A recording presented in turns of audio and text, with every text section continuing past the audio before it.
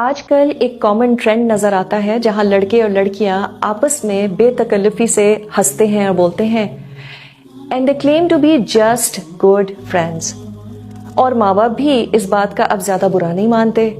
They let their daughters hang around with guys and they very proudly say, well, we trust our daughters. They've been taught how to handle guys.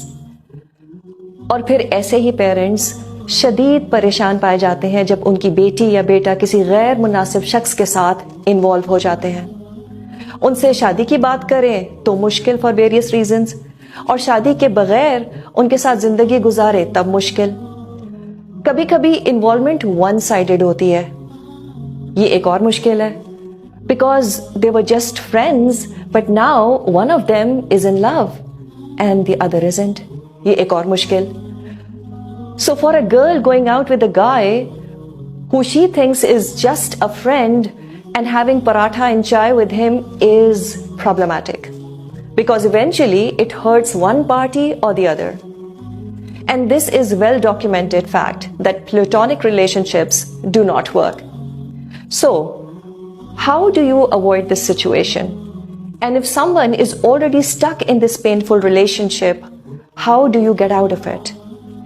बच्चों को puberty से पहले ही opposite gender से interact करना सिखाना बहुत जरूरी है। They should know the etiquettes.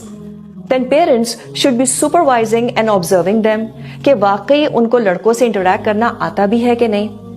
Expecting them to know how to interact with men, well as long as they don't get involved, come on, who are we kidding? It's like giving a match box to a child and saying देखो बेटा हाथ नहीं जलाना अपना।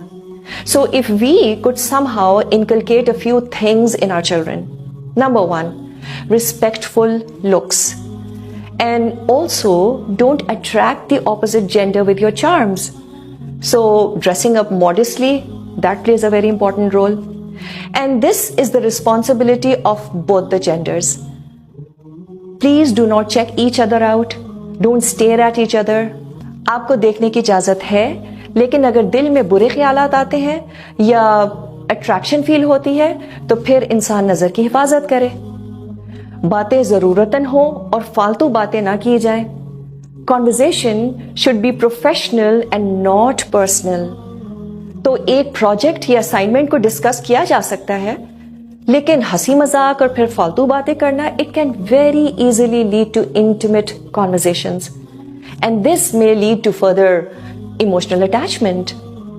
अल्लाह ने हम सबको इतनी अकल तो दी है कि हम जरूरी और फालतू बातों में फर्क कर सकें।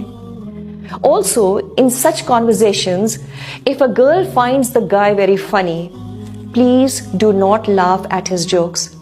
Women usually have no idea what a kick a guy gets when a girl laughs at his jokes. तीसरी चीज क्या? Absolutely no physical contact. लोगों को पहले ही बता दें, इफ यू थिंक कि ऑकवर्ड सिचुएशन होगी, let them know beforehand कि आप हाथ नहीं मिलाती हैं। And also keep a good distance while talking to opposite gender. If you can smell his shampoo, that's not far enough. If your hands touch unintentionally, Allah subhanahu wa ta'ala is forgiving. It's okay. Be a little careful next time. So